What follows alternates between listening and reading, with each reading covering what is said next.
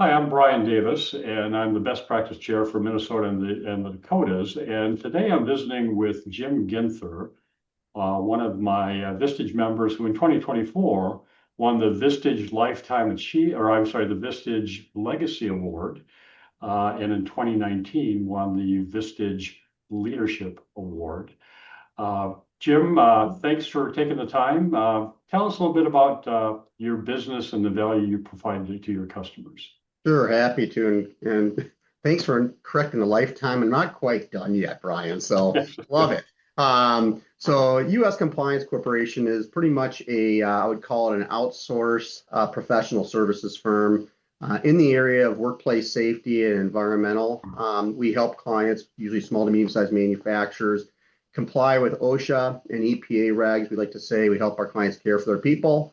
We protect the environment we all love and enjoy. If we do a good job, those companies can focus on what they do best, make their widget and get it out the door.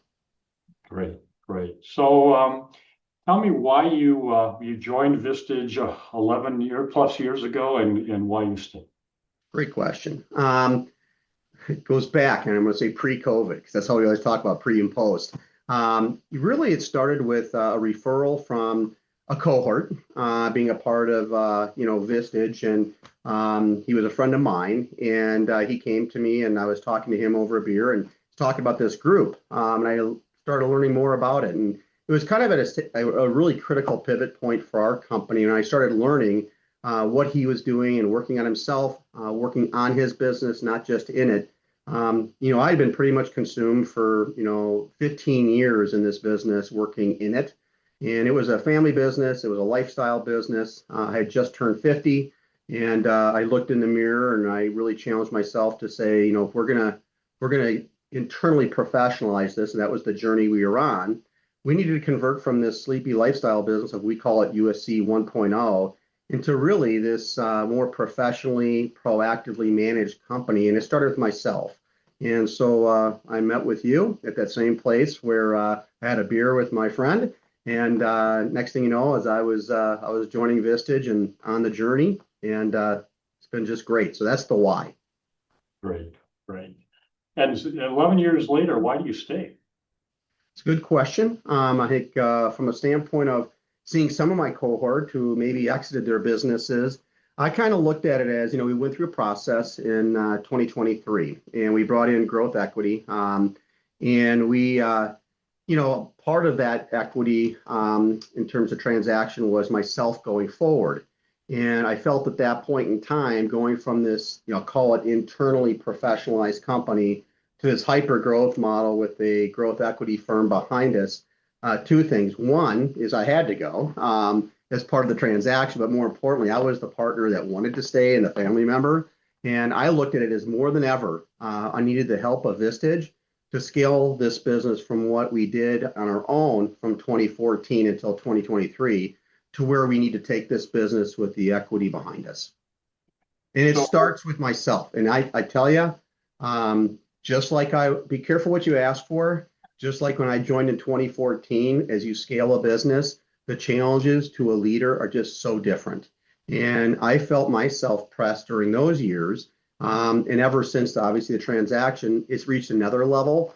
So I'm just grateful for the opportunity. We have a core value here that's around the growth mindset.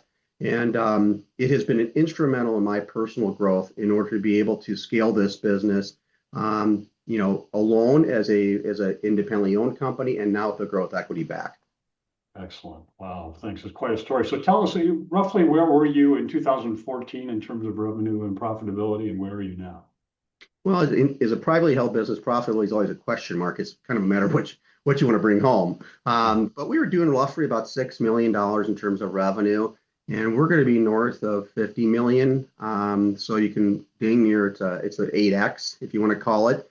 And the profitability piece, obviously, from a standpoint of where the business was when we were privately held to where we did the transaction, was that profitability is probably about a 4x.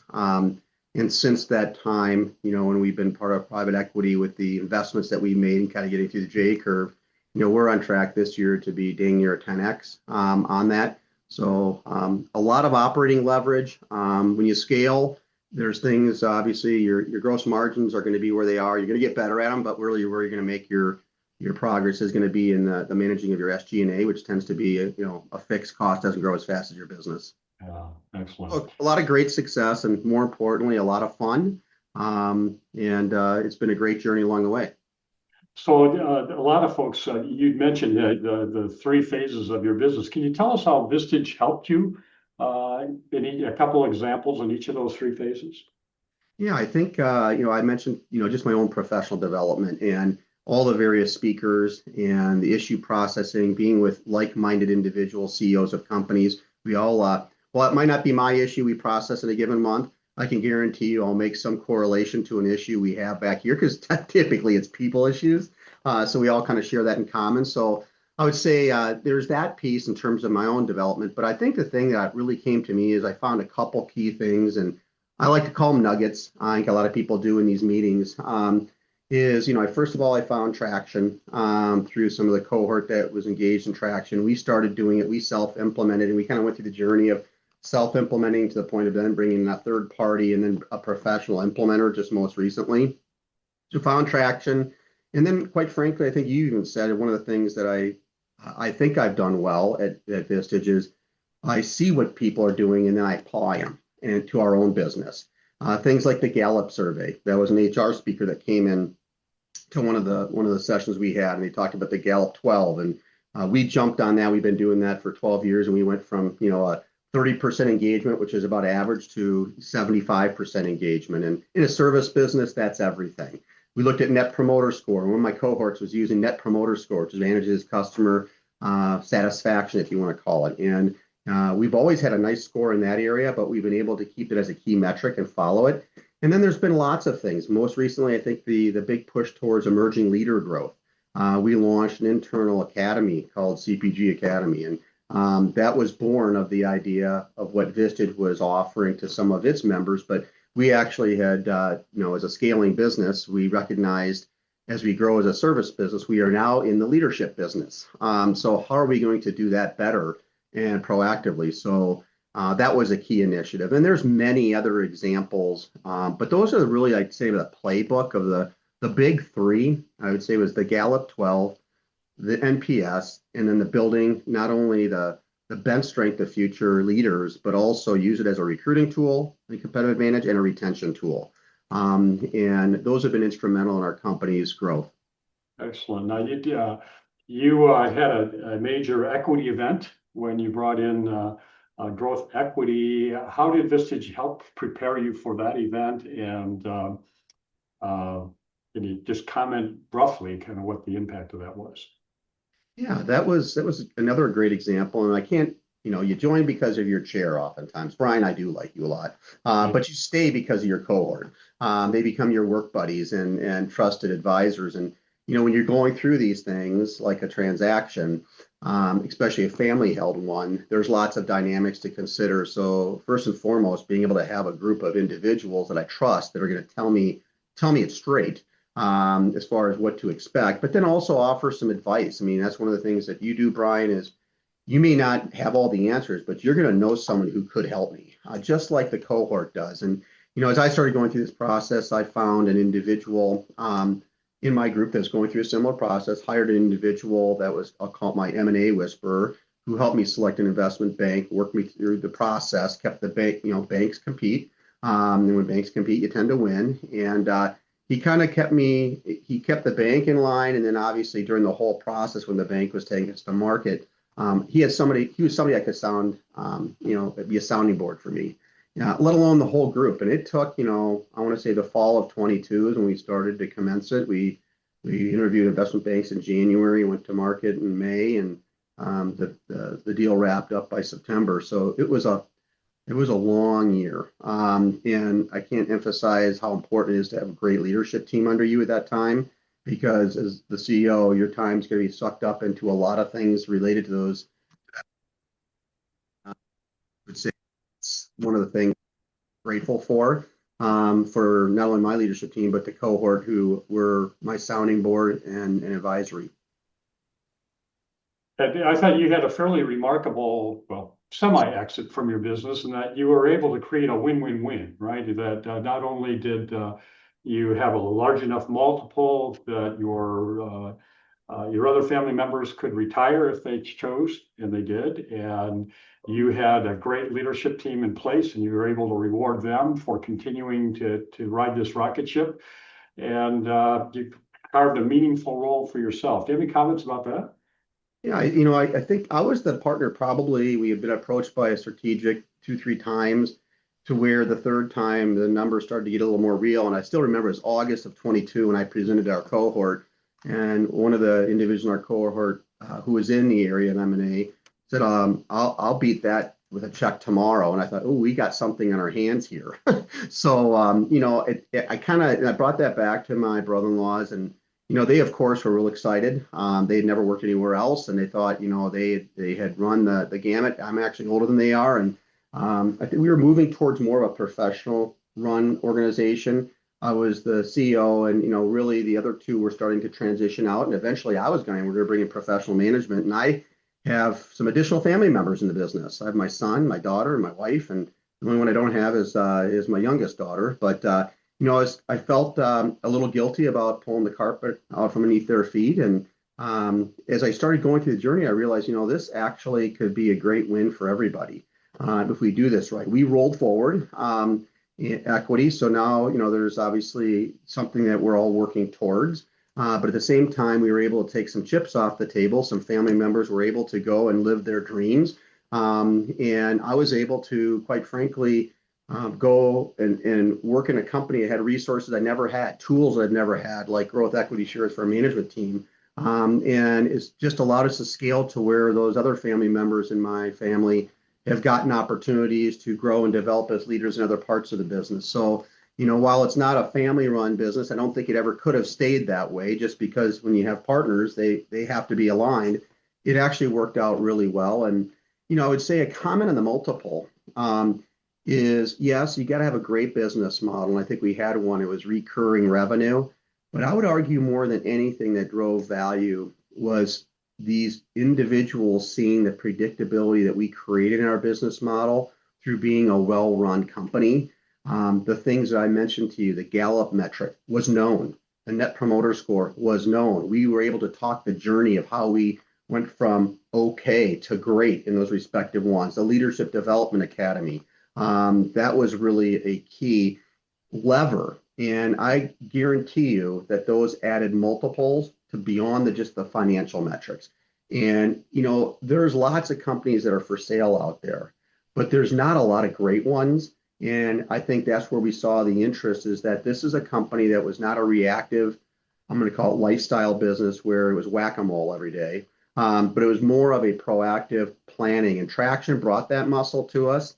And then it was really the level of engagement from our team that has driven the success behind the various initiatives we had beyond the financials. Right. We've talked a lot about your business transformation. Talk a little bit about the impact it's had for you and your personal life. Well, I think, it's not always about the, I'll call it the funds that you receive through a transaction, albeit that helps, taking some chips off the table. But it's more of the opportunity from a work standpoint. But it's allowed me to kind of recalibrate and say to myself, okay, I'm 60 years old. I know there's a period of time here. I have a very focused purpose, which is, to drive a great return on investment for that investor, for ourselves as far as the family that rolled forward their equity, and then importantly, the management team that are paying and participating in that going forward. That to me is kind of my focus and effort, is to make sure I do well on those objectives, but importantly also set the company up for success. And since that time, we've made 3 acquisitions, of which 2 of the CEOs have, actually all 3, have stayed on with the organization. And we're all playing different roles, but we all have the objective of being able to create a lasting legacy of the 3-legged stool, if you want to call it. So we're really excited. We're teeing up the company for long-term success. Yeah. And that's a purpose. And I always had the purpose of creating something of significance. And something of significance is beyond just the revenue and the profitability, but a great place to work, people can fulfill their personal objectives within the company. And obviously, our calling, what we really do, is helping clients care for their people, protect the environment, and grow their business in an increasing competitive world. That's a great mission, and it gets me pumped up every day to go to work. Yeah, gosh, well, sounds really fulfilling. But yeah, I think you've also made some changes in terms of the priority you place on getting away from the business and spending time with family and that type of thing. Can you comment on that at all? Yeah, I think, this is just a great job of trying to look at us as leaders of not just running our businesses, but also taking care of yourselves. And I kind of go back to that board that you create as far as your life board and what your goals and objectives are. And you take a look at it on a quarterly basis. You set your annual, very much like traction, set your annual goals, you set your quarterly check-ins. And it's not just about work. It's also about your personal well-being. As almost your check-in. You've got your business, you've got your personal, you've got your health. And there's a focus on not just making us better business leaders, but also healthier individuals. It correlates big time. So I've been very focused on I call it preservation at this stage. I want to be able to do a lot of things beyond the work years.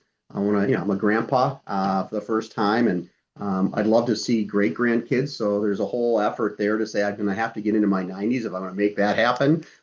So super fun talking about, that area of it. I mean, obviously holistically getting away from work, having sabbaticals, whether it's trips, and proactively planning them, having some accountability within our cohort and yourself, Brian, to make sure we don't have all work, no play. Makes Jim a dull boy. So being able to be better human beings and also, giving back to the community is a big part of what I want to be doing in the future. Right, right. Well, Jim, I appreciate the time you've taken. You are an inspiration to me and all of our members. And I think you're a great example of what can happen if you really focus on improving your business and improving your own leadership skills. So thanks Yeah, again. I loved it. And I would only advice I have is my regret is I didn't do this earlier in my career. I sure wished I would have. But I'm grateful for, jumping on that. And I can't believe how quickly 10 years can go. But grateful for you, Brian, and grateful for obviously the cohort within Vistage and all the resources that have been made available to me. Right. Thank you. You're welcome.